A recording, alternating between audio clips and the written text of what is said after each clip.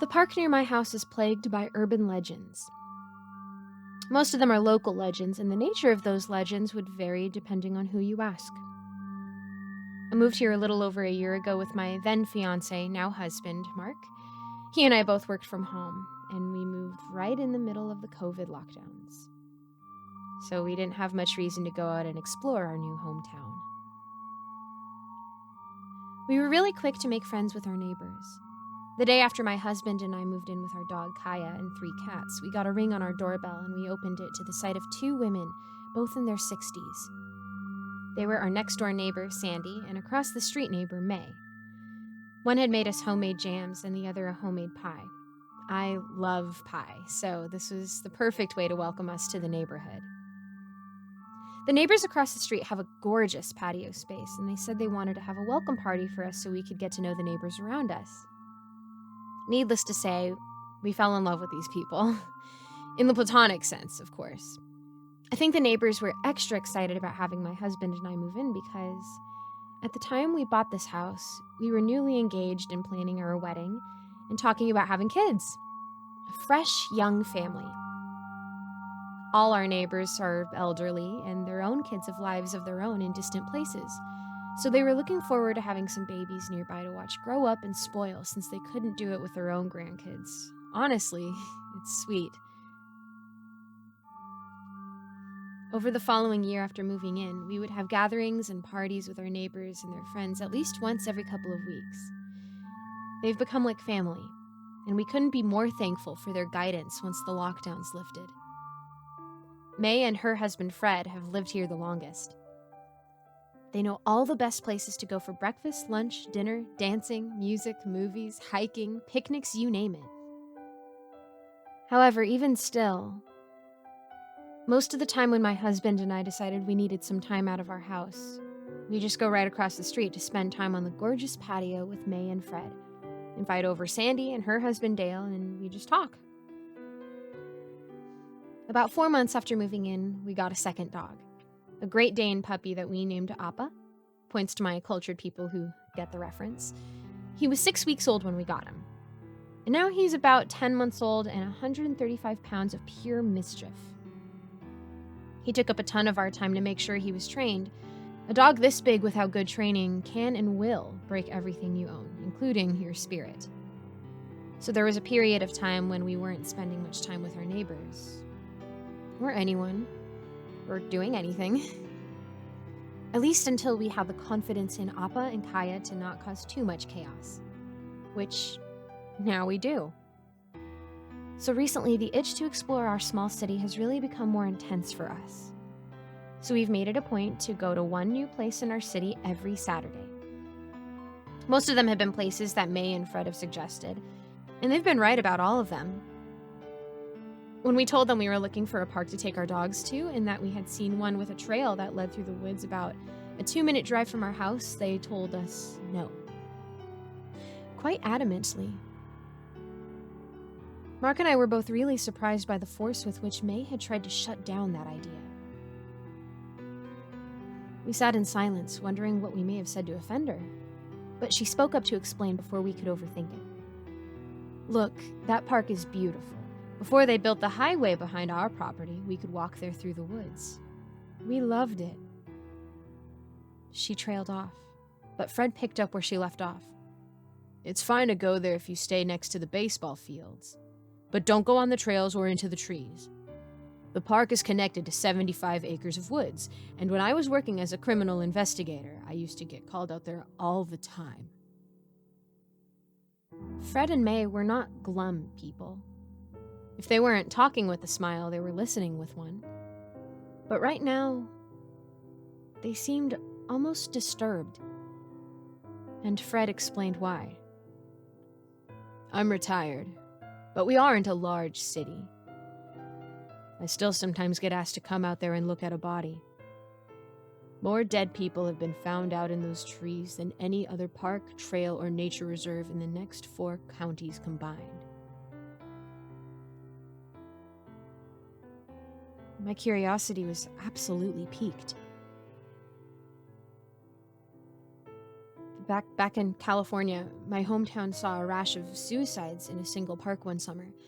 3 of them happened in just a couple months. They all hung themselves in the trees at the park. Is it something like that?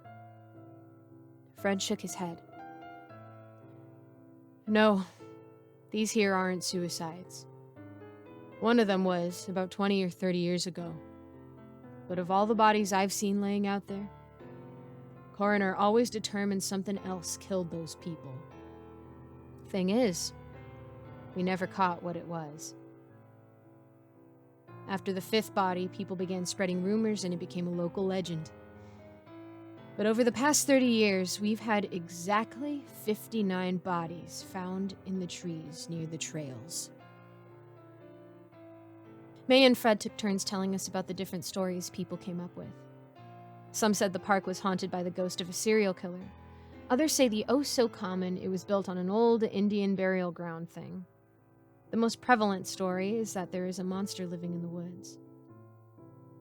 My husband and I aren't suspicious, and we didn't believe in the supernatural. Until we decided to go anyway. We both needed out of the house this past weekend. It had been a couple of months at this point since May and Fred told us the story of this horrible, evil park of doom. We grabbed a blanket and decided to hang out within view of the baseball fields. It was a beautiful day, 68 degrees and sunny, and in the early morning it felt good to lay out on the grass near the fields and get the even mixture of warm sunlight on our skin and a cool breeze to refresh us. However, as is prone to happen in East Texas, the sun quickly began to get too hot and the breeze began to get too humid. My husband and I still weren't ready to go home, so we opted to move into the shade, just a little ways into a line of trees that separated the baseball fields from the playground and tennis courts. Still nowhere near the trails towards the very back of the park. We would have to cross through the tennis courts, another parking lot, and around some gazebos with picnic tables to get to the trails. We did, and we continued to enjoy the scenery of the park. There was a small creek about 30 feet from us now that flowed out of the woods and into a small pond near the edge of the baseball fields. Between the molten rays of sun broken up by the sun, the shade, and the soft sounds of flowing water, my husband and I found ultimate relaxation. But not before he said, "You look good today, and this lighting is awesome. Let me get a picture of you real quick." No, I don't like having my picture taken. I always feel awkward, but my husband insisted that I look good, and I was honestly feeling pretty good, so I agreed. Do me a favor, though. I don't want to be the whole focus of the picture, so get me in there, but do a panorama so we see a lot of the park, too. He smiled and took my phone from me and opened up the camera. I went and stood by a tree and let him do his thing. Once the picture was taken, we set the blanket back down and laid down. We had chosen to leave the dogs at home. Mark was in need of a stress-free time, and even though the dogs would have loved the park, we just wanted to be able to close our eyes and chill and not worry about either of them wandering off or eating something they aren't supposed to. It was a good choice overall because it instantly put Mark and I in a better mood. I rested my head on his stomach, and he used it as a way to prop up his book. He read, and I began to slowly drift into daydreams. After a minute, I opened my eyes and realized how heavy they became. But I figured it wouldn't hurt to take a quick nap, so I let myself drift off until I heard a distant call of the name. Appa. My eyes shot open, not just because of the name I had heard called, but because I recognized the voice that called it. My voice. Just as soon as my eyes had opened, my husband had pulled his book away from my head and looked at me. "Was that you?" he asked. "No, but I heard it too." I lifted my head and looked around, but there was no one else around. There were a couple cars, but I couldn't tell from this distance if there was anyone in them. At least until one began to pull out of its parking space and head towards where the park exited onto the highway. Maybe it was them. They might just have a dog named Appa too. Maybe they're just trying to get him in the car to go. Probably. but they sounded so much like you. I wonder if they're as cute. I chuckled. My husband was flirting, which meant that he wanted a kiss. I leaned up to give him one before I rested my head back on his stomach and closed my eyes for only a split second. Kaya! My voice yelled. It still sounded just as far, but this time angry. I sat up straight and my husband closed his book. Okay, what is this? I said to my husband. That can't be a coincidence. There's no way that that's a coincidence.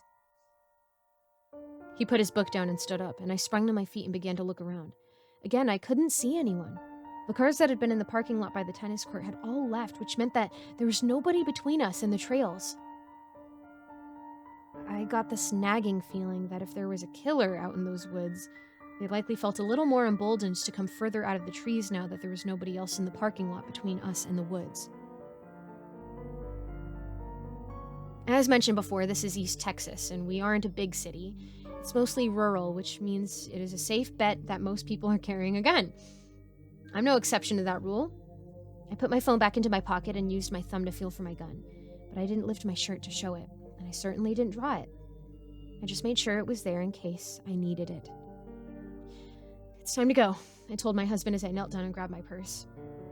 Luckily for us, we parked near the baseball fields, so we were able to head in the opposite direction that my voice was coming from.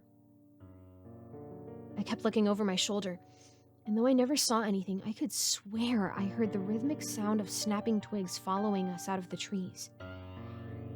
It stopped once we reached the grass clearing, and we heard nothing once we began walking across the pavement of the parking lot.